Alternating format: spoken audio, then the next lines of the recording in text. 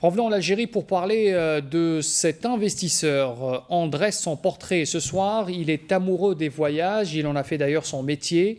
Abdelkarim Kaouch est à la tête de plusieurs agences de voyage ici et en France également. Derrière lui, 30 années de métier et une soixantaine d'employés qui s'activent autour de sa personne. Aujourd'hui, son rêve est de proposer et promouvoir la destination Algérie. Falla Benno l'a rencontré. Reportage. C'est l'une des 7 agences de voyage que compte ce professionnel du tourisme à travers l'Algérie. Il y a 30 ans, le site de Djmila de Sétif l'inspire pour faire du voyage et de la découverte un véritable métier. C'est une passion. J'ai beaucoup voyagé avant d'ouvrir mon agence de voyage. J'étais responsable dans une entreprise nationale. Et je côtoyais les compagnies aériennes, etc.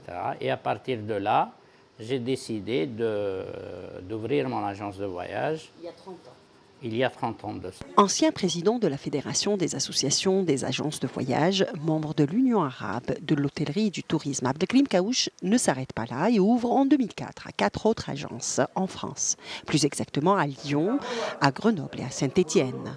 Reconnu pour son professionnalisme, l'investisseur s'appuie sur des partenaires étrangers et propose des voyages de rêve dans le monde entier, en plus de la billetterie, l'organisation de séminaires et de colloques et de voyages culturels.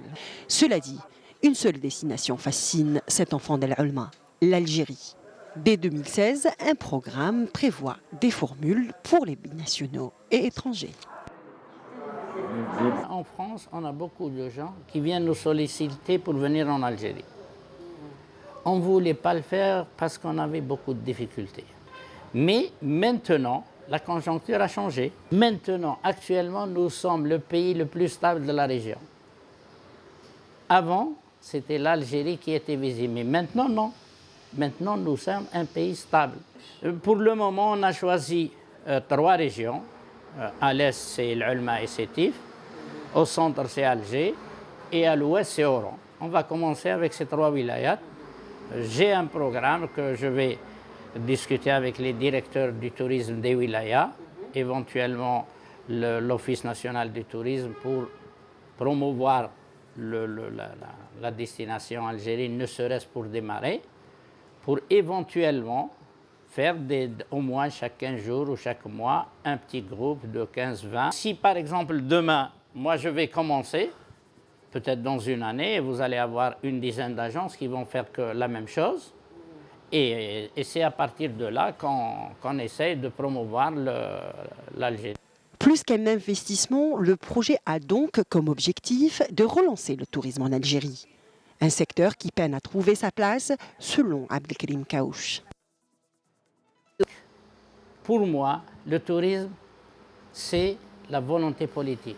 Il faut que l'État décide de faire le tourisme, par exemple, la 2e ou la 3e priorité.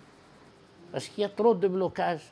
On parle d'accord et on dit beaucoup de choses et c'est bien. Mais réellement, sur le terrain, c'est très, très, très difficile. Je vous donne un exemple. Les zones d'extension touristique. Elles ont été programmées il y a 20 ans. Et c'est maintenant qu'on vient de donner quelques autorisations pour les zones d'extension. On a perdu 20 ans. Si on a des investisseurs qui démarrent dans une année 2, on va récupérer 1 million de personnes qui partent ailleurs. Une des priorités, c'est impliquer les professionnels.